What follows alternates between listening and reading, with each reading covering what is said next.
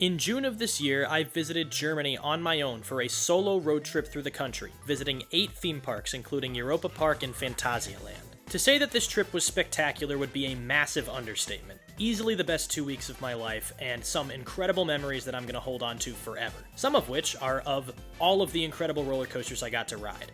And I love to rank roller coasters, so as many people have been asking for ever since I released my top 20 rides on my Europe trip before the trip started, here is my top 25 roller coasters from the entire trip.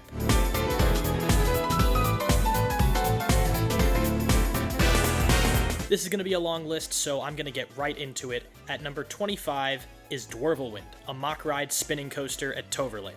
As of this recording, Toverland is my favorite free spinning coaster ever. This ride is so good, so intense, the pacing is really well done, and there's onboard audio that sounds great. I think this thing is awesome. Everyone who gets a chance to go to Toverland has to put this on their list of things to ride. It's so much fun. At number 24 is Mammoth, a Cortez Holzbau wooden roller coaster at Tripsdrill. Mammoth is a super strange ride. It's a really smooth woody that doesn't have a ton of forces outside of a really good twisted first drop in the back row, but I just find it super endearing for some reason. It has some cute theming right before the lift hill, and I just find it to be a lot of fun. Very easily re-rideable, and despite being forceless, it was super smooth, so it didn't really matter. I like it a lot. At number 23 on my list is Nessie, a Schwarzkopf looping coaster at Hansa Park. My original list actually had Nessie at 20, so it's dropped 3 spots from the original list itself, but that does not mean that I don't like this ride. It is so good. The back row on this coaster provides some really good ejector airtime on 2 of its drops, and you get some really good forces in that loop.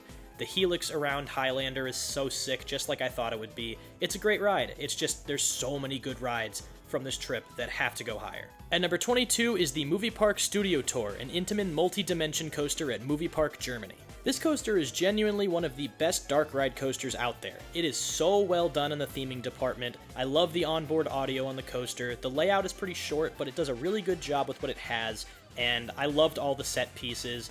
It's so well done. This is a great coaster, and it gives you a pretty good reason to go out to Movie Park Germany, outside of the one other coaster on this list that I have a little bit higher. At number 21 is a coaster that is inevitably going to cause some vitriol in the comments. I am very ready for it. It's Flucht von Novgorod, a Gerstlauer Eurofighter at Hansa Park. Let me preface this by saying that the ride itself is not the issue here. The theming is so well done, the first launch is punchy as hell, and I really like the layout, but it's a Eurofighter. And I hate Eurofighters.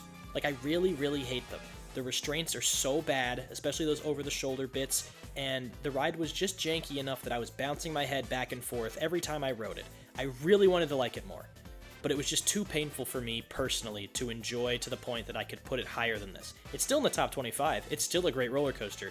It's just not elite for me like it is for some other people. At number 20 is Colorado Adventure, a Vekoma mine train at Phantasialand. This ride must be what it actually feels like to be on a runaway mine train, because this coaster is so recklessly out of control, it's insane, and the restraints don't feel like they're enough to keep you in. I love this ride so much. It's like accessible for so many kinds of people, but is also super intense for people that are thrill seekers. Go check this thing out, as well as every other great roller coaster at this park that I will be talking about later too.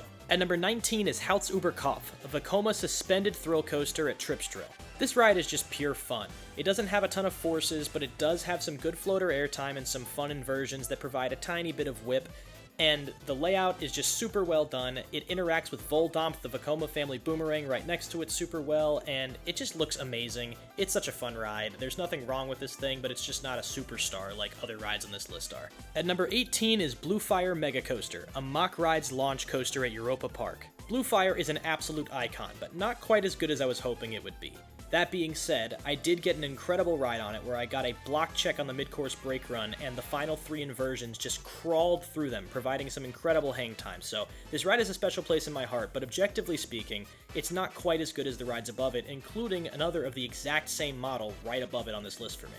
At number 17 is another mock rides launch coaster. It's Star Trek Operation Enterprise at Movie Park, Germany. Yes, I know the launches are really weak, but this ride does a great job with its layout, and that backwards spike after the backwards launch is so well done. This ride provides such good atmosphere that is lacking in the rest of Movie Park Germany, honestly, and I love the way that they went with this ride. It's super good, way better than I thought it would be because it wasn't even in my top 20 pre-ranking list.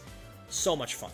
At number 16 is Desert Race, an intimate accelerator at Haida Park. Desert Race only lasts about 20 to 25 seconds, but every single second of the ride is so much fun. You get some really good ejector airtime on all those hills, the launch is super punchy, and you get some crazy positives on all those turns.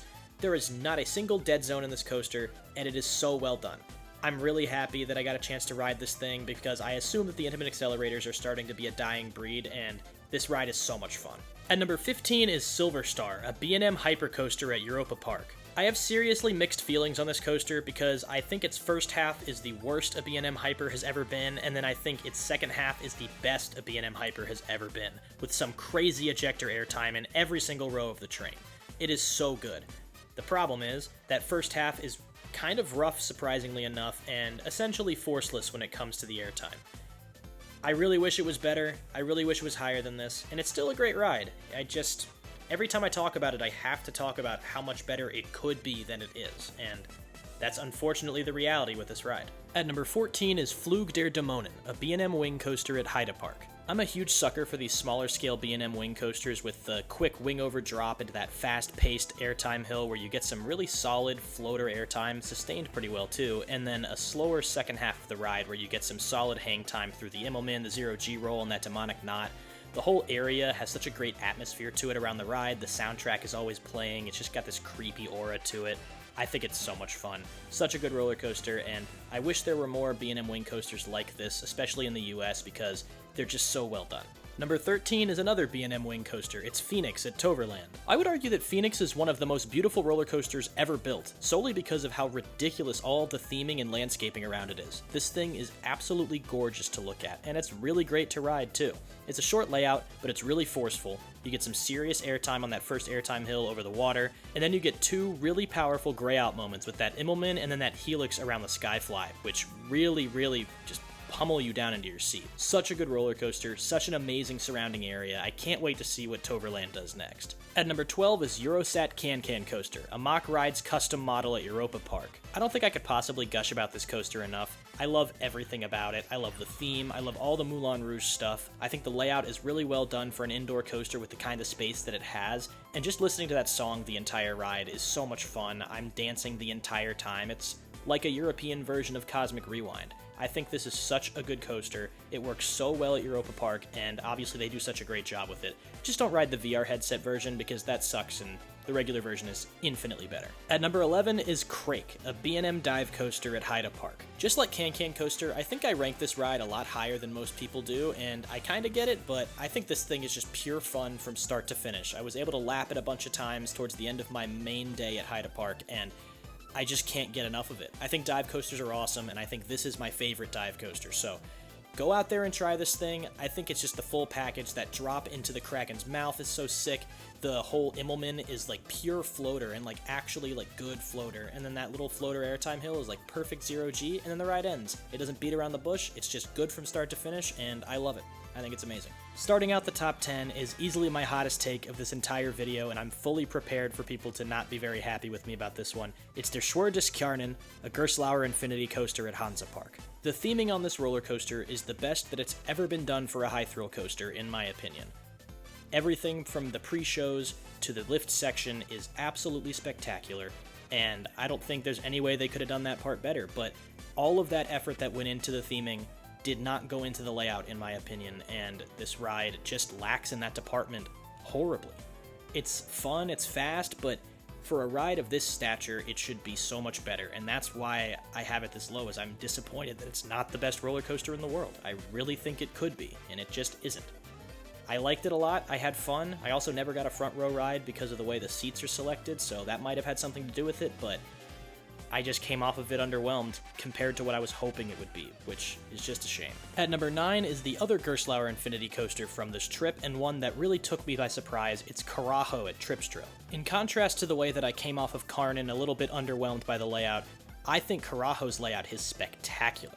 This thing is so well done, so well paced, and has such a nice mix of elements that you get almost every force imaginable on this ride at least once, which is just something you can't really find on rides these days. You get a nice punchy launch, some crazy ejector airtime on the top hat and that airtime hill after the mid-course brake run. You get some hang time on the first and last inversion, some crazy lateral whip on that dive loop towards the end.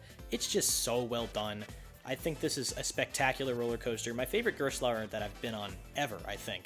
And just an absolute must-do. Tripstrill's amazing on its own, but Carajo pushes it over the top to one of my favorite theme parks ever, so go check this thing out. At number 8 is the first of a bunch of Woodies in this top 10. It's Woden Timber Coaster, a GCI wooden coaster at Europa Park. Woden is the absolute king of pacing when it comes to GCI wooden coasters, and maybe any wooden coaster ever, honestly. This thing just absolutely tears through its layout, with some awesome floater airtime, some really good laterals. I think this thing is an absolute menace. It has an elaborately themed queue that was absolutely not necessary for a high thrill ride like this, but Europa Park did it anyway, and they maintain this thing so well. It is glossy smooth, but with just enough kick to give you that wooden coaster feel that you love. I am so sad that I don't get to ride it for a long time because I love wooden coasters like this, and I wish there were GCIs like this in the US because none of them are quite like this. At number 7 is the absolutely exquisitely themed F.L.Y, a Vekoma Flying Dutchman at Phantasialand. F.L.Y is just a full package. It's got the theming, it's got an incredible layout, it's got the ridiculously cool ride type, one of a kind at this point, and there's just nothing about this ride I would change. I think it is absolutely spectacular. You get such good floater airtime through all those hills. The sensation of flying around is something that you can't really match on other flying coasters because they're not nearly as graceful as this one. I think it's just one of one. What a special coaster. I'm so happy that I got to stay in the Hotel Charles Lindbergh and see this thing every night and just spend so much time around it because it is an absolutely unique, special experience that you can't get anywhere else. At number 6 is Black Mamba, a B&M inverted coaster at Phantasialand. Black Mamba just puts the B&M invert to use in the most perfect way, with a layout that is completely invisible from off-ride and absolutely mind-boggling from on-ride, where you have no idea where you're going, just getting whipped all around all these crazy tunnels and caverns. It is such a special experience, and the way that you have that incredible soundtrack playing as you leave the station with all the lighting and all the fun little theming on the lift section where you're getting sprayed with water and stuff like that, it is just so incredibly well done, and the ride is so forceful and yet so smooth. Even after almost 20 years of operating as a B&M, there's not a single shimmy to it, perfectly smooth, super intense. It's up there with my favorite inverts. It's a top 2 invert. It just is. I still can't figure out if I like it more than Montu or not, but I'm sure I'll figure that out later on. I don't care though. It is spectacular. At number 5 is Troy, a GCI wooden roller coaster at Toverland. When I originally made this ranking, I thought this was a little bit higher, but after doing a little bit of thought processing, I had to put it down here at 5, but I mean, it's still just such a special coaster. My favorite GCI, bar none. It's not even close. It is such an incredible layout, filled with laterals and really good floater airtime, and the pacing is just so well done. It feels like it goes on forever, and then flies into the brake run with so much speed, just like Woden does, but it's way longer than Woden is, and I think this is an absolutely spectacular ride experience. It doesn't have much in the way of theming, but the actual coaster itself is just top tier, and I struggle to see how there's a GCI out there that's better than this. I think it's so damn good. At number 4 is Colossus, Kampf der Giganten, an Intamin prefabricated wooden coaster at Heide Park. I came into this Germany trip thinking this would be my second favorite wooden coaster, and it ended up being my favorite of the entire trip. This ride is so special. I can't believe that it even exists. I haven't been on El Toro in a really long time, so I have no other prefabs to compare it to, but if it's even moderately as good as Colossus is, it's going to be one of my favorite roller coasters of all time, because this thing is insane. The airtime you get on those first few hills is just out of this world, and then you get a bunch more great airtime on those final returning hills going into that crazy creature's mouth. It is so smooth, and every single seat is great, but the back row is something special. I'm just in awe of this coaster, and I can't wait to get out to El Toro so I can feel what a prefab feels like again. Just unreal. Absolutely unreal. At number 3, just catapulting up from its position in my pre-rankings for this trip, is Terran, an Intamin Blitz coaster at Phantasialand. God damn, this ride just makes me feel some kind of way, man. After I first rode it, I didn't really have it that high in my rankings. I thought it was great, but not just this world beater, and now it is firmly in my top 10 coasters of all time. This thing just does everything right. It is the most re-rideable roller coaster I have ever been on, and that's not even close. I could lap Terran for a fucking month if I wanted to. It is so unbelievably fun, so easy to experience, and yet it gives you so many great forces. The atmosphere around it is insane. The theming is just almost the best it's ever been done.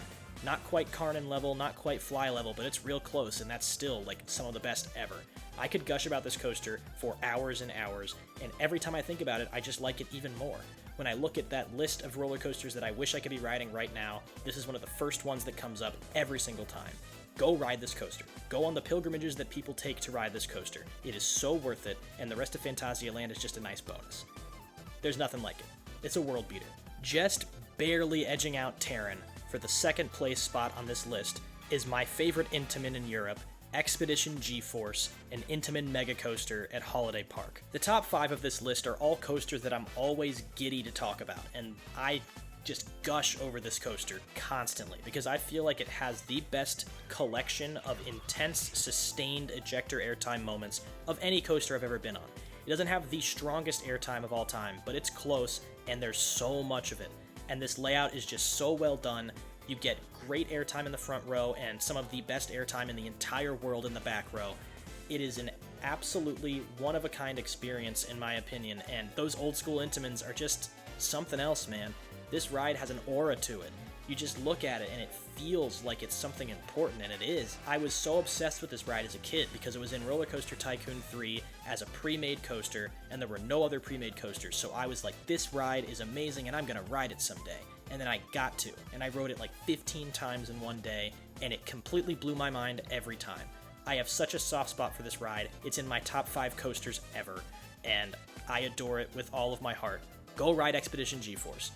Even before the new Mach Extreme Spinner comes to Holiday Park, it is worth it to go to that park just for this thing.